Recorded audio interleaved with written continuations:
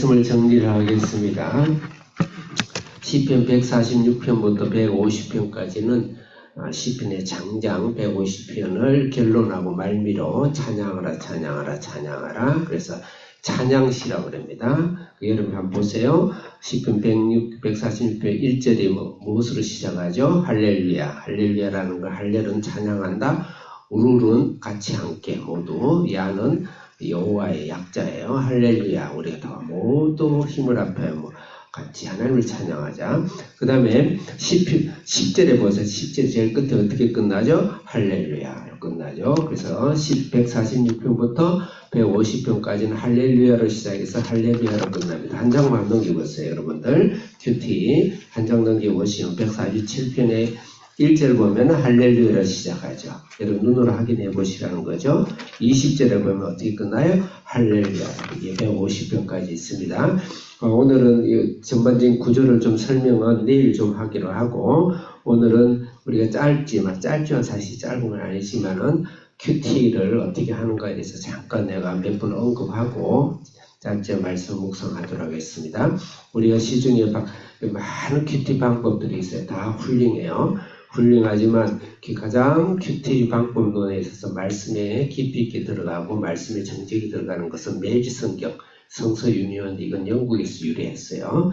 영국이 상당히 말씀을 보는 눈이 굉장히 깊은 곳이에요.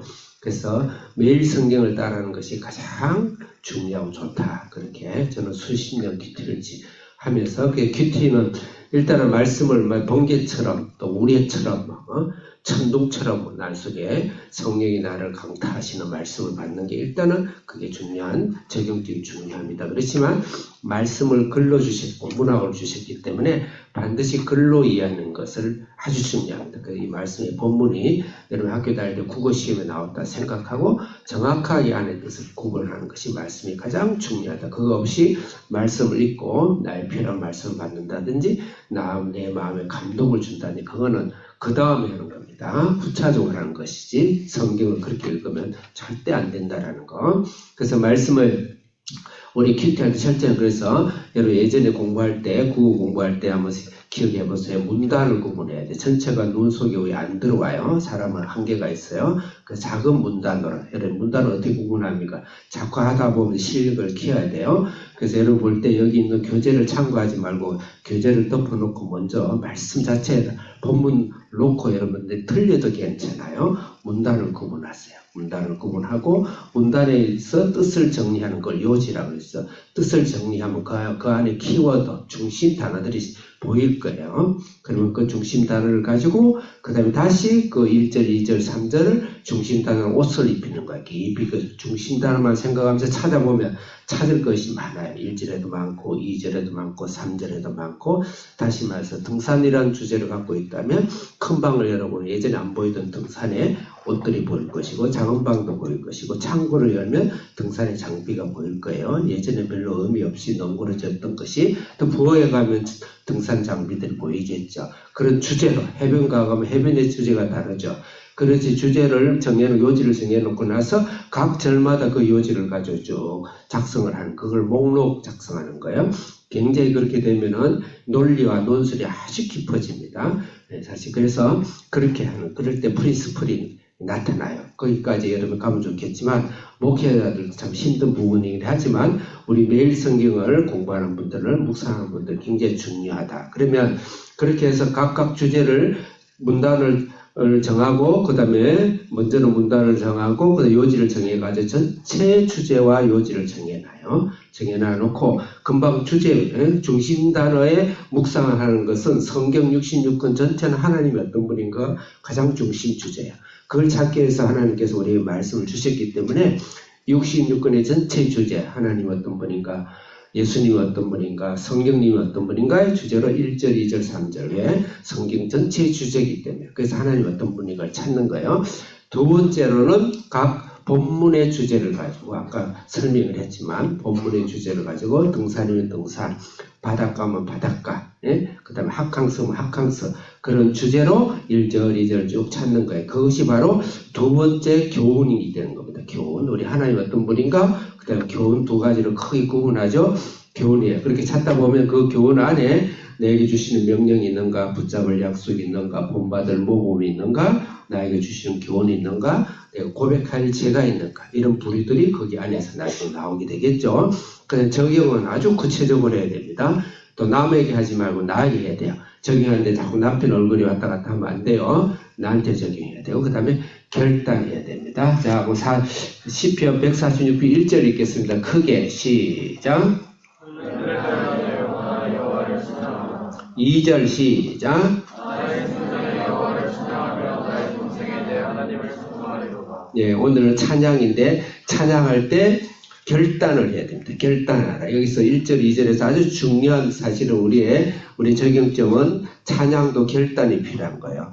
나의 평생에, 나의 생전에, 2절 있죠? 나의 평생에, 나의 생전에, 나의 전 인생 속에 항상 찬양하는 일만 생길까요? 찬양치 못한 일이 더 많이 생기죠. 그래서 나의 평생인 거예요. 그래서 항상 찬양하라. 굳은 일이 있으나 좋은 일이 있으나 찬양은 의미고 결단이에요. 그래서 어려울 때일수록 여러분 개인의 방문을 닫아놓고 하나님을 크게 찬양하세요. 찬양할 때 신앙이 회복되고 하나님 능력이 나타나는 거예요. 저는 어릴 때 신앙생활 항상 그랬어요. 지금도 마찬가지예요. 근데 요새 찬양을 예전에 제가 기타나 오르간에 이런 걸 다루면서 혼자 찬양을 많이 했는데 요새 이제 내가 나이도 있고 그 다음에 좀 안 맞기도 하고 그래서 좀 학생들하고 또 이게 좀 코드가 잘 안 맞죠. 내 나이하고. 그래서 세대 차이에서 안 하긴 했는데 오늘 결단하면서 다시 악기를 시작해야 되겠다. 오르간을 내 방에 전조화를 갖다 놔놓고 힘들 때 찬양하면서 절대 찬양은 여러분들 결단해야 된다. 자, 그 다음에 3절 읽겠습니다. 시작.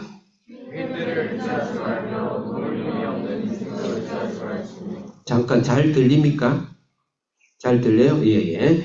그 다음에 기인들을 의지하지 말라. 기인이라는 것은 그 당시에 사실은 바벨론이나 페르시아의 왕들이라든지 거기서 귀한 조치를 받은 그런 상황이었어요. 어쨌든 정치나 이 세상의 힘과 권력과 나를 도울 수 있는 여러 가지 제도와 법과 상황을 말을 하는 것입니다. 그 다음에 2절 읽겠습니다. 시작.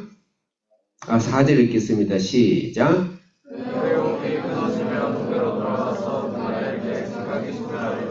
그래서 이 세상에 물리적이고 육체적이고 상황적인 도움을 의지하지 말라. 하나님 주시면 감사하게 받되 그들을 의지하지 말라. 5절 읽겠습니다. 시작. 야곱의 하나님을 자기의 도움으로 삼으며 여호와 자기 하나님에게 자기의 소망을 끊는 복이 있도다. 하나님을 도움으로 삼고 하나님을 자기의 소망으로 삼으라. 이 말은 우리가 하나님을 찬양할 때 중요한 것은 대상이 중요한 거예요. 찬양할 때 나의 믿음보다는 대상이 중요해요. 하나님을 찬양해라. 이 세상이나 나의 능력이나 이 세상의 변화나 나의 응답이나 좋은 조건을 여러분 찬양하지 말고 하나님을 찬양하라는 것이죠. 그래서 하나님을 대상을 분명히 정해야 돼요. 하나님을 찬양하는 거예요. 하나님을 알아내는 거예요. 그 하나님을 아는 데 있어서 구체적으로 지금 6절부터 마지막 절까지 나와 있습니다.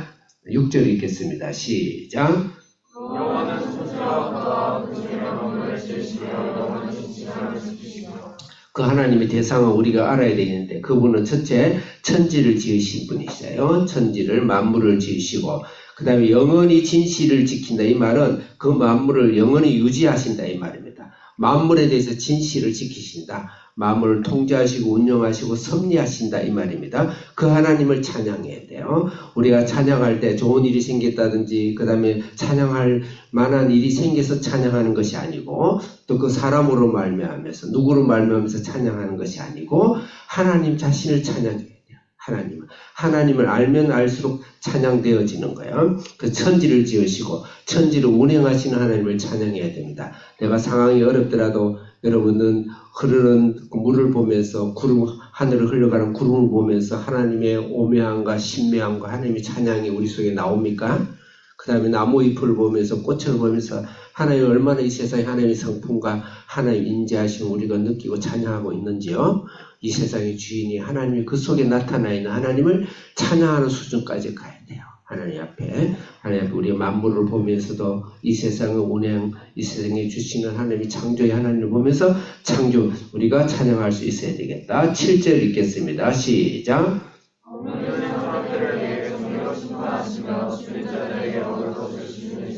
하나님은 억눌린 자를 위해서 정의를 심판한다. 이 말은 하나님께서는 억눌린다는 건 억울함을 당하는 자예요. 억울함을 당하는 자를 하나님께서 우리에게 풀어주신 하나님을 우리가 알아야 되겠고, 그 다음에 줄인 자에게 먹는다. 이것은 사실은 왜 줄이겠습니까? 이 세상에 이렇게 먹고 막 자연이 만물이 많이 토해내는데 왜 줄이죠? 사실 강탈당한 거예요. 빼앗긴 거예요. 그들을 하나님께서 반드시 먹이신다는 그런 하나님의 속성. 그 다음에 몇 절 읽을 거죠? 그 다음에 갇힌 자라는 것은 여러분 새를 잡아다가 새장에 넣으면은 갇히죠. 근데 풀어주면 자유롭죠. 우리가 이 세상에서 무함과 함정에 잡혀가지고 세상에 갇혀서 살아가는 이 인생에 하나님의 사람들을 주님께서 풀어주시는 그 하나님을 우리가 찬양한다. 8절 읽겠습니다. 시작. 여호와께서 백인들의 눈을 여시며 여호와께서 비굴한 자들을 일으키시며 여호와께서 이들을 사랑하시며. 예, 이거는 무식하고 그 다음에 자기가 있고 사회적 약자죠. 사회가 약자들을 하나님께 사랑하신다. 그 9절 읽겠습니다. 시작. 여호와께서 나그네들을 보호하시며 보아와 너그를 붙드시고 나그네들의 그런 자를 세 가지로 특히 명사로 표현하고 있는데, 나그네다. 우리는 그 신라군 에덴으로부터 떠나서 우리는 이 세상에 나그네처럼 살아요. 그걸 우리를 하나님 구원하시고 보호하시죠. 그 다음 고아죠. 원래 하나님 자녀였는데 우리가 팔려서 사탄의 고아원에 사탄에 버려진 자녀의 신분을 잃은 우리 고아 같은 우리를 하나님이 사랑하십니다.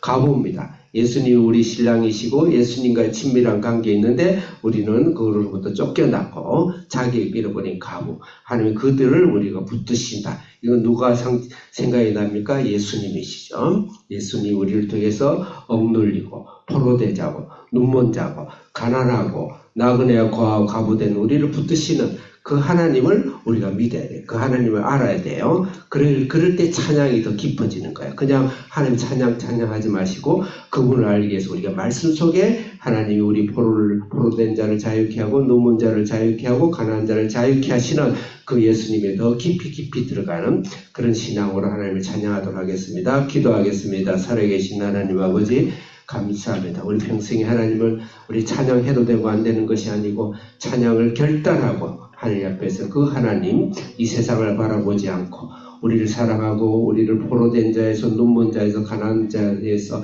억울함에 대해서 빼앗긴 자에서 우리를 회복하시는 주님을 믿고 그 말씀하여서 그분을 날마다 발견하면서 찬양의 깊은 세계로 들어갈 수 있는 저희들 되게 해 주옵소서. 예수님의 이름으로 기도합니다. 아멘. 오늘